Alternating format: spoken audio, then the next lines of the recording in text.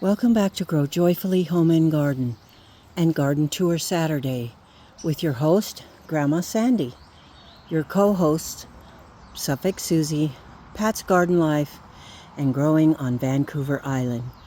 This is an open collaboration that anyone can join. Just use the hashtag Garden Tour Saturday. Well, here we are, another Saturday, this time in June. Last week was my birthday, so we were up in the mountains, and we didn't get a thing done down here, of course. So this week we have a lot to make up for. So let's get started. Welcome to the channel. I have so much to get done. I've got to get plants in the ground or they're just not going to grow. As you can see over here, we have a few strawberries growing. My plants are looking pretty bad. The ones in the bottom just up and died, and I think they were too wet. I don't understand that. I know they're not getting that much sun because look what's above them. They have too much shade. So I'm either going to have to move these planters or ask the hubs and my second son to take a few of them down. Which do you think is most likely? Stay tuned. It's going to be warmish today, so we can't really decide where to tackle first. This garden gets very hot. It gets a lot of sun, but right now it's in shade.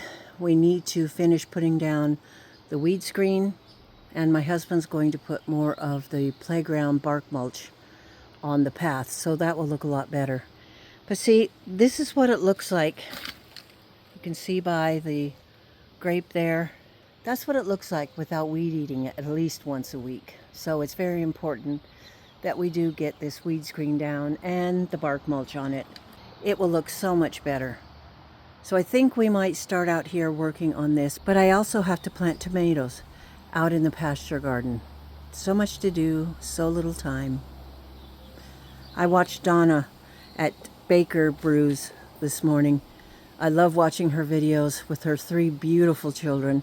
They're so much fun. They do so many fun things together. And they're at the best time of their lives. And I watched her video about her garden plan and getting some of the things planted. And I have to give her full props for trying so hard and continuing to plant and grow a garden, raise chickens with 3 little sweethearts. They're wonderful. They're sweet. They're precious. They're the best things in the world. But sometimes it does make it a little difficult to get things planted.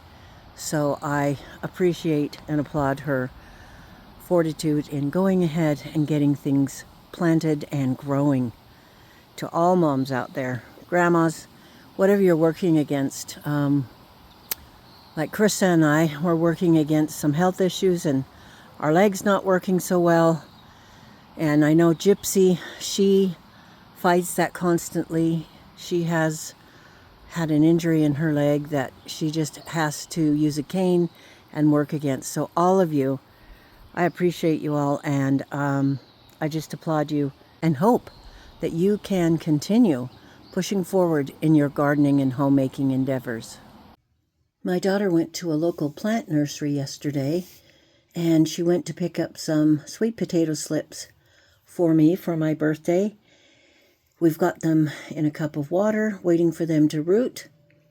It's going to take a while to get them to grow. They do take a long time. But while she was there, I had her get some of the tomato seeds that I'm out of, and then some new ones. I know, I am just incurable. Oh well, enjoy it and go with it. So, I was just about out of indigo apple tomato. This one is a small globe variety. And they turn pretty well black, but inside they are red and very beautiful. They aren't really big enough to do a lot with, but they're such a conversation piece that I like to get them. They do take a little while. Let's see, maybe they are an earlier variety. Put the glasses on so we can read. Doesn't say. If I was a seed manufacturer, I would make sure that I had on my package of tomatoes, whether it was an indeterminate or determinate tomato, how many days to maturity, plus all these things here. Seed planting depth, seed spacing, days to germination, plant spacing after thinning, row spacing, plant height. You've got to have the other things on there too. Indeterminate or determinate. I don't think I see that here. And how many days to maturity? To me, that is very crucial. So there's the indigo apple tomato. And sorry, the camera's going in and out of focus. Here's a new one. Try to pronounce it, but it won't be correct. Sasha's Altai tomato. This is an early variety. It was brought to the U.S. by Idaho seedsman Bill McDorman. Cool. All right, and it says 60 days to maturity. Fabulous. Now, come on, and a determinate. Bless their hearts. Good job. So, maturity date, and whether it's a determinate or indeterminate. I want to try more determinate tomatoes, which I avoided like the plague for the last, I don't know how many years, but now I'm starting to really appreciate and enjoy them. So that will be fun. Let's see how big they are. They're only 2 to 3 inch fruits. They're pretty tiny, but they're tomatoes. And this is Kootenai. That's how we pronounce it, not Kootenai. It is the name of an Indian tribe here in Idaho. And it's very compact. Let's see. It's mature in 55 to 60 days. That's very good. And it is a determinate. And it is bred especially for high mountain gardens. So I think my brother would really like that. But he grows Siberian tomatoes, so he's pretty well set. And then I had to have more of my Amish paste. I was out of those seeds, and I wanted some more so bad. Not for this year, obviously. That ship has sailed for this year. Won't be able to plant and successfully grow. I don't know. I think you could, these guys. Because we have all of June, all of July, all of August, all of September, and a little bit of October before we have our first frost. So this would actually grow. So there's my favorite Amish paste. Chocolate cherry tomato. They're so pretty. I had trouble growing them this year, and I only got 2 plants. And these guys take, oh, did we fail again? There we go.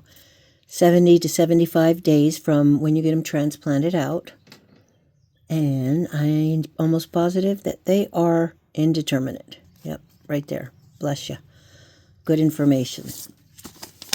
And tomato, which I wanted to have for my green stalk planters. And let's see. It takes them 70 days from transplant. Oh, they're indeterminate, so I will not be growing this in my planter. Okay, so these are just going to be small cherry tomatoes. No problem. We can do this. This is one I have heard about for years, mostly from Jess at Roots and Refuge Farm. Japanese trifle black tomato. So let's see, that's pretty. It's not huge, I can tell. It is indeterminate, and it takes 70 to 80 days. And then here's a new one as well. Peg Oh My Heart tomato. And the look of it, plus the name, kind of grabbed my attention. My daughter and I did a FaceTime while she was in the store so I could see what they looked like. So let's see what they have here. It's an indeterminate, and it's 85 days. So I'm pretty excited about these. This is for my daughter, New England Aster. So we'll have to see if she gets that planted this year. So these are my new tomato seeds. Some of them new, some of them old. And I'm going to put them away for next season. Kind of hard to do. I'm going to control myself and concentrate on the ones we have for this year. And if you know me, then you know how difficult this is. And please go away, bug. Thank you. So these are my new seeds, and I'm so excited about them. And I have to wait a whole year. It may kill me. I've got to finish my breakfast and my tea, grab my gardening bag, and head out to the pasture garden because we're going to plant more tomatoes. So I better get with it and get out there and join my husband in the pasture garden while I have the help. My husband and I are out here in the pasture garden, trying not to be discouraged, but I am. The ground is very, very dry, but we expect that, and we have to irrigate all the time. So we need to get the oscillating sprinklers on. The ones that I've planted before, those over there and the first 5 here, are not looking so great. The 2 rows over here that I planted first, some of them are coming around, and I know this happens every year, but it is discouraging. The main thing that's discouraging me is the whitefly. We have, I don't know if you can see it when I'm hitting it, having them fly off. Now these guys are just thirsty. Yeah, that's another thing. I didn't get out here to the pasture garden greenhouse and things look terrible. So that's my fault. So the whitefly is very, very discouraging. I've just watered these guys and I'm going to wait till they pep up a little bit. I can't let it stop me. I definitely have more than enough tomatoes to continue to replant for a very long time. So I'm just going to try to put my shoulders back, get these guys planted, and I'm going to use some Captain Jacks. I don't know if it takes care of whitefly. I'm also going to use Blue Dawn. Oh, one of my tomatoes fell over with the wind. I'm going to use Blue Dawn, water, and neem oil and just spray them and spray them. Try to come out here every day. I don't know. I just don't know. I don't know how it's going to work. At this moment, oh, these poor things. At this moment, I am very discouraged, so I just have to get on the stick. At least it's cool today, even though it's windy, even a little cool. I'm so grateful for it. So let us be grateful for the things that are positive and try to fix the things that are negative or deal with them, and on we go. So let's get started. The bigger tomato plants are doing okay out here, but I've already lost one right there, and I cannot pronounce that. Wherokow. I don't know if it's Hawaiian or what. It's 4:48 in the afternoon, and I think we got quite a bit done today. We're still going to be working on this garden. My husband, second son, oldest daughter, younger daughter, and some grandkids were able to plant 25 tomato plants. So that's a good thing. We're starting to get things in the ground. I had to replace 2 different tomatoes from the 25 that I had planted before. So now we're really getting up there with the numbers. We have 70 tomatoes planted out there, and I have a few more planted in here. Don't know how many of them are going to live. They're pretty small. I tried so hard to get some of the certain varieties to grow that just wouldn't grow. And I believe I had the same trouble last year with the same kind. But interesting enough, different seed. So I don't know what's going on. Anyway, I had to spray out there in the pasture greenhouse. I had to spray and spray and spray those plants with organic insecticide soap. Really, really, really not doing well out there. The whitefly is so bad. So I had to fertilize them and water them. So we did quite a bit out there. Now my son and my daughter's kids have gone home. So it's just my husband, my younger daughter, and myself working on this main garden. So we're trying to finish getting the weed fabric down and then putting the bark mulch down. So it's coming. It's slow, but it's coming. And things are growing, and I've got to water. Thank heavens today was kind of windy and cool so that we could work out in the sun and not just feel like we were being overwhelmed by it. So for that, I'm very grateful.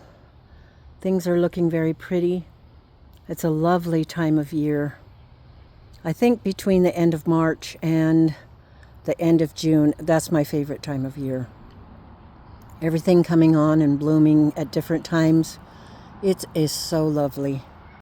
It's getting later in the afternoon. My husband and I have been working on this main garden. Our daughter helped us for as long as she could, then she went off for an event. And it's not perfect, but we have some bark mulch down on this path. So I don't know if you can see where the flowers are. The path is supposed to be a little more curvy, but that'll have to do for now. It's awfully hot out here. Right in the direct sun, standing on the black weed fabric. I just thought you might enjoy seeing this. We have wildflowers, bachelor buttons, alyssum, poppies, calendula, sweet william, delphinium, and I'm not sure what those little cuties are. Scabiosa. Quite a few little things, and they're looking pretty. This is really kind of what I wanted, a small, kind of controlled but yet wild flower garden. So I think this is small enough for me to be able to keep control of. So it's a good day's work. It's looking better all the way around, but there are still things we need to work on, like put more weed screen up along that fence. I'm not sure what to do about it. Maybe even tuck it underneath it, because it's not really permanent. It's just zip tied in there to a T-post and the other vinyl fence posts. So it's looking better. I think we covered up all of the grass in this area, but we have a lot more bark mulch to spread around, and this is looking good, but we need more bark mulch and more weed fabric here by the entrance. And then look at this jungle. This is what it would look like if we didn't weed eat it at least once a week. And now we're tired of messing with it, and we're putting down weed fabric and bark mulch. Yay. I just wanted to show you the wild roses over the arbor this year. My son and my husband straightened up this arbor. They mended it, and my son painted it. So it's looking a lot better. I hope you've enjoyed this video and learned something from it. It was fun getting together with you and having another garden tour Saturday. You have a wonderful day, and we will see you on the next video. Thanks for stopping by.